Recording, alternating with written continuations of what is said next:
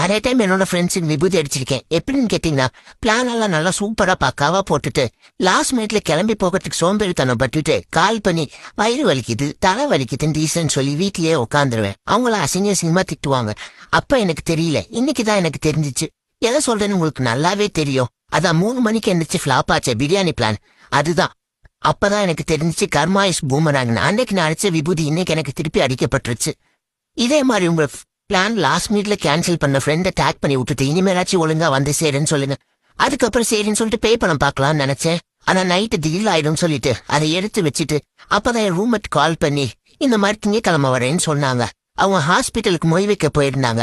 சரின்னு சொல்லிட்டு அவங்க வரனால அவங்க காட்டுல குப்பையெல்லாம் போட்டு வச்சிருந்தேன், அதெல்லாம் கிளீன் பண்ணேன். அதுக்கப்புறம் பேட்மிண்டன் விளையாட போனேன் ஃப்ரெண்ட்ஸ். நல்லா போயிட்டு சூப்பரா விளையாடிட்டு இருந்தேன். என் அத்தி மேல் தான் எனக்கு பிராக்டிஸ் கொடுத்துட்டு இருந்தாரு.